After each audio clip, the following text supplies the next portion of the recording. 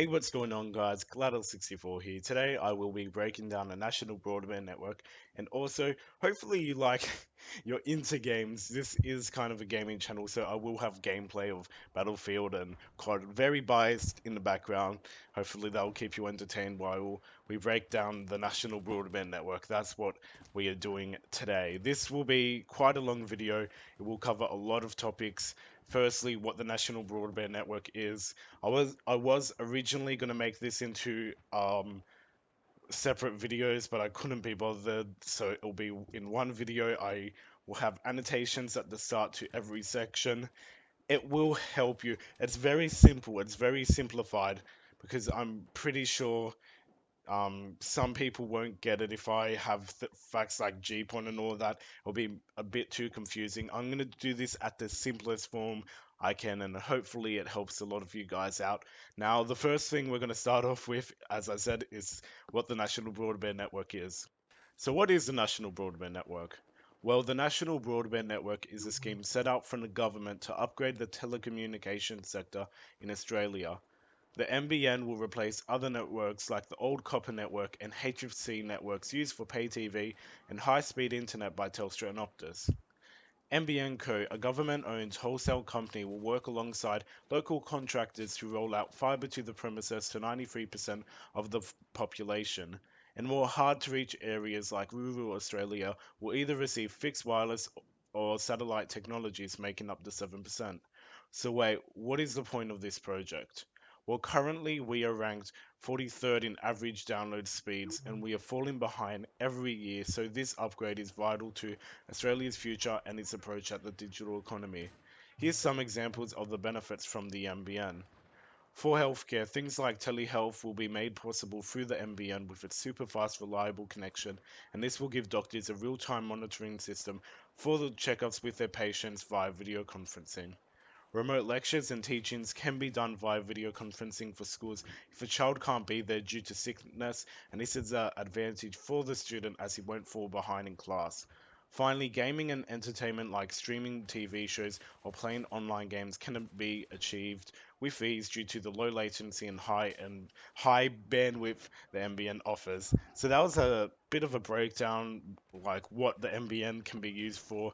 Obviously, not primarily video conferencing. It can be with it's got the power. Yeah, it's got the power to utilize that as well, but there's so many more things that I couldn't really put down into one big paragraph. So if you want to know what it can do in the future, all you have to do is Google it.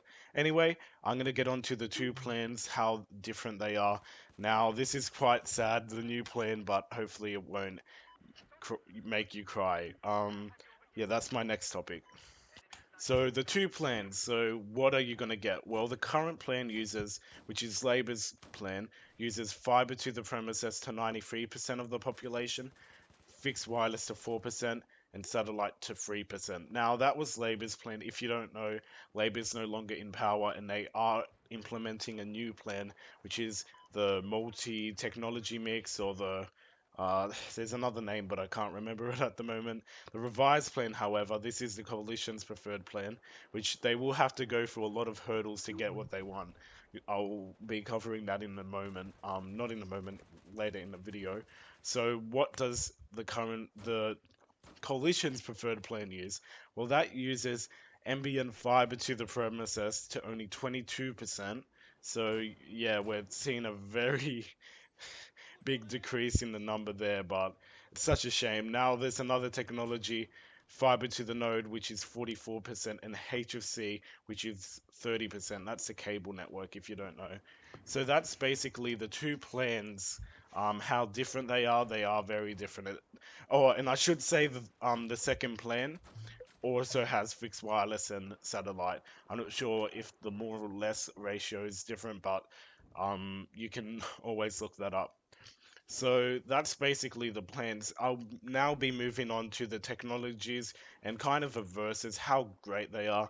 Well, I'm going to kind of be bagging them. It will seem biased, but I just want to outline why these can't be used for today's yeah, for today. It's definitely not.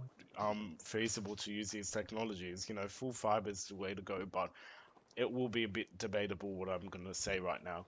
So I'll cover fiber to the node first. This is why fiber to the node shouldn't be used. So fiber to the node is when fiber goes from an exchange to a street cabinet that then connects back to your house via the existing copper wire. So these are the list of problems that will arise with this getting built.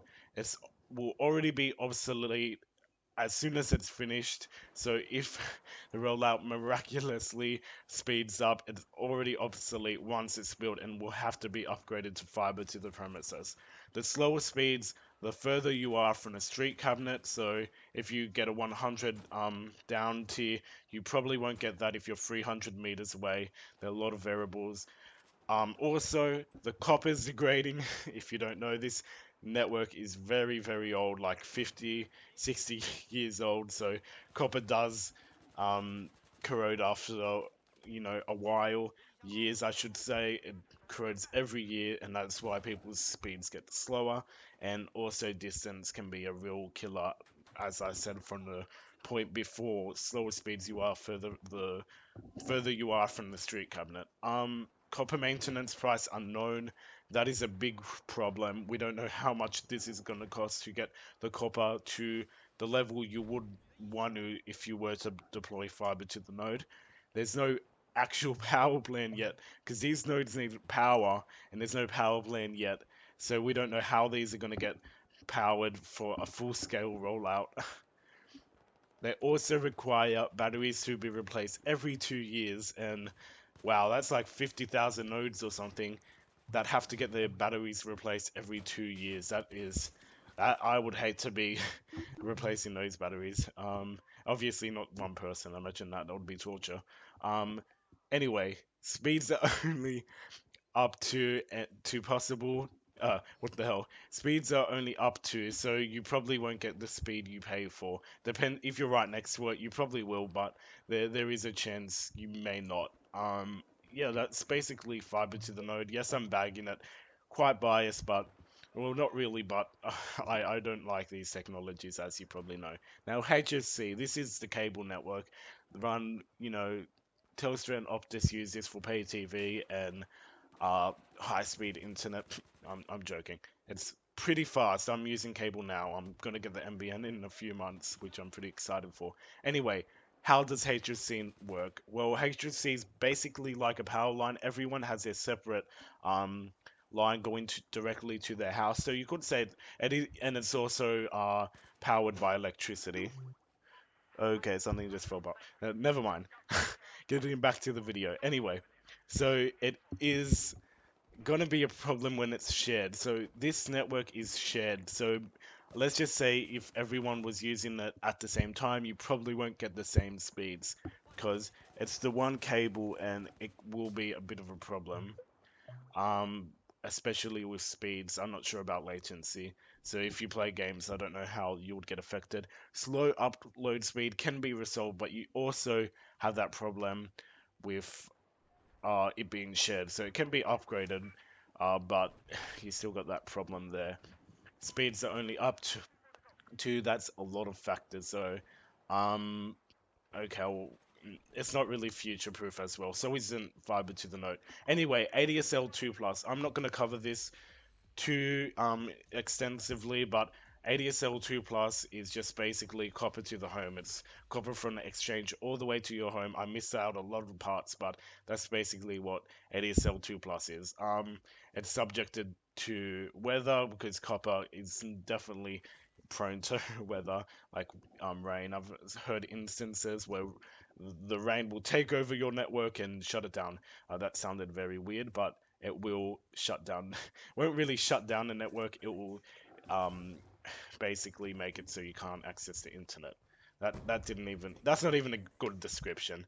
It will basically cut your internet off because copper's not great. It's not a good technology. Anyway, fiber to the premises. So this is fiber directly to your home. The original plan, the game changer. The more words that I can't be bothered saying. Anyway, speeds can be achieved So there won't be a problem with this network being shared like HFC, cable, whatever you want to call it. It's not affected by rain.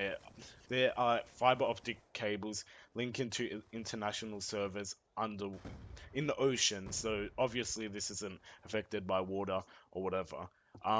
Has a lifetime of the minimum. This is a minimum lifetime of 60 years. So this thing can be, left in there for ages. And it's also easily upgradable. So not only does this thing last so long, it can easily be upgraded if we need more speeds in the future. I think that it's only on each end that you have to upgrade it. So there's no things in the middle or whatever. You can easily upgrade this.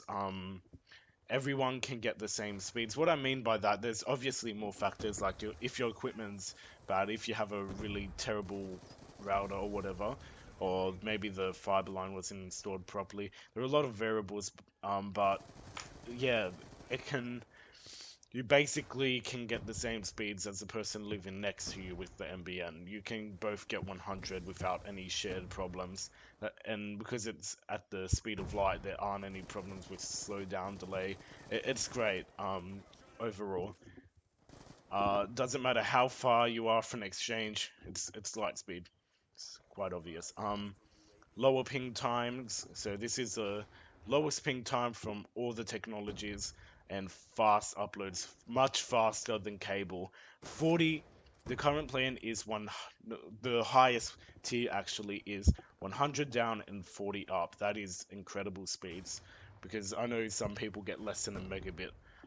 Anyway, I'm going to quickly cover this Telstra agreement. So there was an agreement, I think in 2012, where Telstra and not in, there was an agreement with NBN Co and uh, Optus, but we won't cover that. The Telstra and NBN Co agreement, which was to lease the copper and lease the pits and ducts and disconnect the copper after 18 months where the NBN was declared ready for service. So this may be changed so they can lease the copper out and use it for fiber to the node, but it's still in the works and has already missed its target by mid 2014. It's quite funny.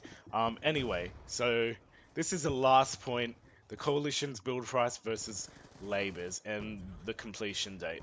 So Labor's plan is the fastest technology but most expensive, uh, hitting the 37.4 billion. There's so many numbers like thrown around, I don't even know anymore, but that's apparently the price.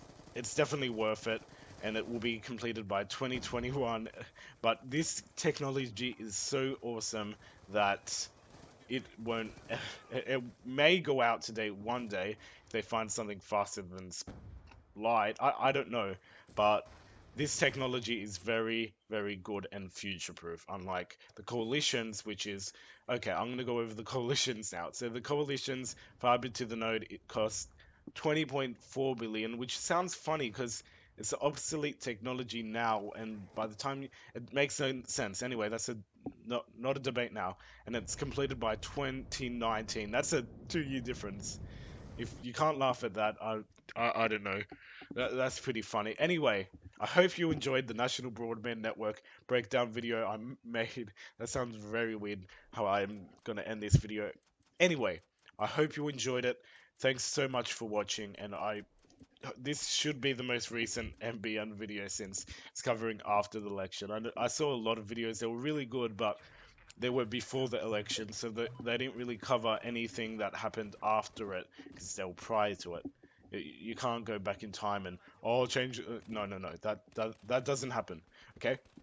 This is the this should be the most recent video telling you uh, about the coalition's plan and everything you have to know about the National Broadband Network.